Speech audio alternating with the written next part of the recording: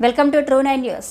కడప జిల్లా బద్వేల్ మండలం తహసీల్దార్ కార్యాలయం ముందు భారత కమ్యూనిస్టు పార్టీ సిపిఎం పట్టణ సమితి ఆధ్వర్యంలో ధర్నా నిర్వహించారు.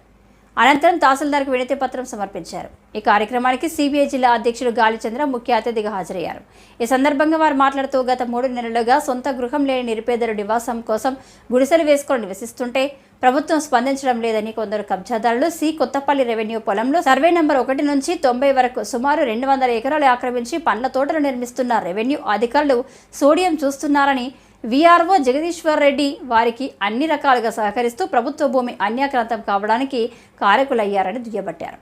ఇప్పటికైనా రెవెన్యూ అధికారులు స్పందించి అన్యాక్రాంతమైన ప్రభుత్వ భూమిని స్వాధీనం చేసుకుని ఇండ్లు లేని నిరుపేదలకు ఇళ్ల స్థలాలు ఇవ్వాలని, లేని పక్షంలో పేదల తరపున పోరాటానికి సిద్ధమవుతామని వారన్నారు. ఈ కార్యక్రమంలో జిల్లా కార్యవర్గ సభ్యులు వీరశేఖర్, బద్వేల్ ఏరియా కార్యవర్గ సభ్యులు పివి రమణ, పట్టణ కార్యదర్శి పెద్దలపల్లి బాలు, గోపవరం మండల కార్యదర్శి గూడూరు పెంచలయ్య, ఏఐవైఎఫ్ నాయకులు బండి అనిల్ కుమార్, వ్యవసాయ కార్మిక సంఘ మండల కార్యదర్శి ఖాదర్ పాషా, వెంకటయ్య, సహాయ కార్యదర్శి ఓబిలెసు, పెంచలయ్య, ఓబులమ్మ, సుప్రజ, లచ్చమ్మ, గురవయ్య తదితరులు పాల్గొన్నారు. కబ్జాదారుల కొమ్ము కాస్తున్న రెవెన్యూ యంత్రాంగం, కబ్జాదారుల కొమ్ము కాస్తున్న రెవెన్యూ అధికారుల వైఖరి నశించాలి. రెవెన్యూ అధికారుల వైఖరి ఇవ్వాలి. అర్హులైన పేదలందరికీ ఇంటి స్థలాలు ఇవ్వాలి. అర్హులైన పేదలందరికీ ఇంటి స్థలాలు కాపాడాలి. ప్రభుత్వ భూములను కబ్జాదారుల నుండి కాపాడాలి. కబ్జాదారుల నుండి ప్రభుత్వ భూములను ఇవ్వాలి. అర్హులైన పేదలందరికీ ఇంటి స్థలాలు ఇవ్వాలి. అర్హులైన పేదలందరికీ ఇంటి స్థలాలు. తహసీల్దార్ కార్యాలయం వద్ద భారత కమ్యూనిస్ట్ పార్టీ సిపిఐ ఆధ్వర్యంలో పేదలంతా వచ్చి ఆందోళన చేపట్టడం జరిగింది. ఇందులో ప్రధానంగా గత చాలా రోజులుగా నివాసం ఉంటున్నటువంటి కొత్తపల్లి గ్రామ పొలంలో ఎవరైతే గుడిసెలు వేసుకొని నివాసం ఉంటా ఉన్నారో వాళ్ళందరికీ కూడా ఎక్కడైతే నివాసం ఉంటే వాళ్లకు అక్కడే పట్టాలు పంపిణీ చేసి పక్కా గృహాలు మంజూరు చేయాలనేటువంటిది ప్రధానమైనటువంటి డిమాండ్.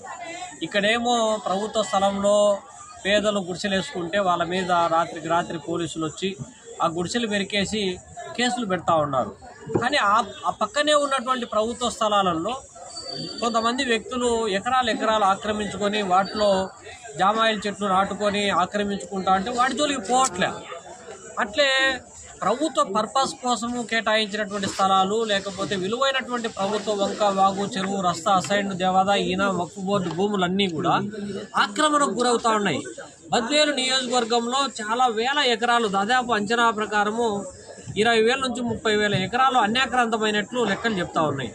ఆ భూములకు సంబంధించినటువంటి సమగ్రమైనటువంటి విచారణ జరిపించి ఎవరైతే ఆక్రమణకు పాల్పడినారో ఆక్రమణకు సహకరించినటువంటి అధికారులపైన, ఆక్రమణకు పాల్పడినటువంటి వాళ్ళపైన ల్యాండ్ గ్రాబింగ్ యాక్ట్ పెట్టి కేసులు నమోదు చేయాలని చెప్పి మేము డిమాండ్ చేస్తూ ఉన్నాం.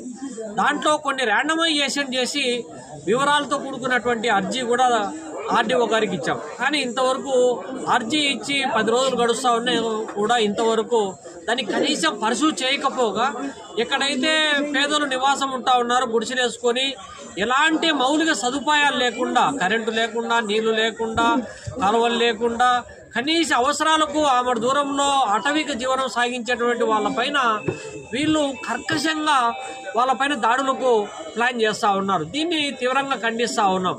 అట్లే ఈ నెల 20వ తారీఖు విజయవాడ కేంద్రంగా చేసుకుని ఈ రాష్ట్రంలో ఎక్కడెక్కడైతే కబ్జాలు జరిగాయో, ఎక్కడైతే కబ్జాలకు పాల్పడినారో ఈ భూ బాధితులతో కూడుకున్నటువంటి సదస్సు సమావేశం కూడా నిర్వహించబోతా ఉన్నాం. అందులో చాలా ప్రాంతాలకు సంబంధించి మన జిల్లాలో చాలా ప్రాంతాలు ఇవాళ పెళ్లిమరి మండలం మొదలుకొని బద్వేలు, గోపవరము, లేకపోతే కాశీనారాయణ మండలం, ఇట్లాంటి మండలాలకు సంబంధించినటువంటి సమగ్రమైనటువంటి వివరాలతో కూడుకున్నటువంటి దాన్ని అక్కడ పొందుపరుస్తాము. దానికి సహకరించినటువంటి అధికారుల చిట్టా కూడా అక్కడ ప్రకటించి తద్వారా రాష్ట్ర వ్యాప్త ఆందోళన కూడా శ్రీకారం చుడతాము. పేదలను జోలికి వస్తే మాత్రం భారత కమ్యూనిస్ట్ పార్టీ ఊరుకునేటువంటి ప్రసక్తి లేదు. ఎక్కడ మీరు పేదల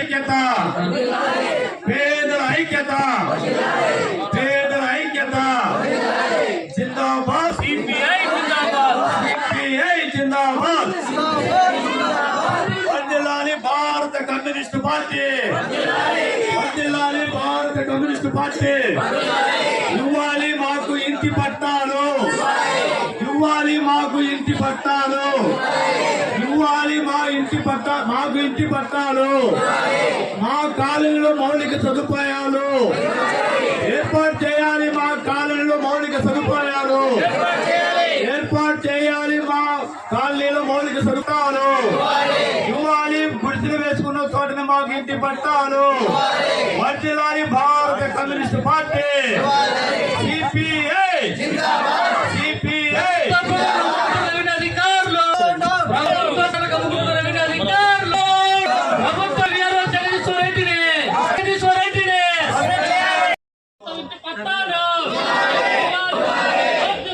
భారత కమ్యూనిస్ట్ పార్టీ సిపిఐ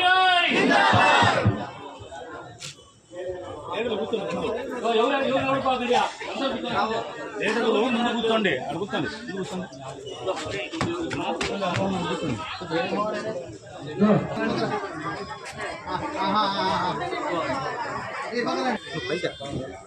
కాపాడాలి భూకబ్జాదారుల నుండి ప్రభుత్వ భూములను కాపాడాలి భూకబ్జాదారుల నుండి ప్రభుత్వ భూములను లేనటువంటి నిరుపేదలందరూ కూడా ఇంటి స్థలాలు కావాలని అనేక దఫాలుగా అర్జీలు పెట్టుకున్నప్పటికీ రెవెన్యూ అధికారులు స్పందించకపోవడంతో ఇది లేనటువంటి పరిస్థితులు ఈరోజు ప్రభుత్వ భూముల్లోకి ఈరోజు మేము అక్కడే స్వతంత్రంగా స్వచ్ఛందంగా గుడిసెలు వేసుకుంటే వారందరికీ కూడా భారత కమ్యూనిస్ట్ పార్టీ సిపిఐ మద్దతుగా ఉన్నటువంటి నేపథ్యంలో ఈరోజు వేలాది ఎకరాలు లేకుంటే ఈరోజు బద్వేల్ మున్సిపాలిటీలోనే ఉన్నటువంటి విలువైనటువంటి కోట్లాది రూపాయల ప్రభుత్వ భూములన్నింటిని కూడా అప్పనంగా రెవెన్యూ అధికారులు కట్టబెడతా ఉన్నారు.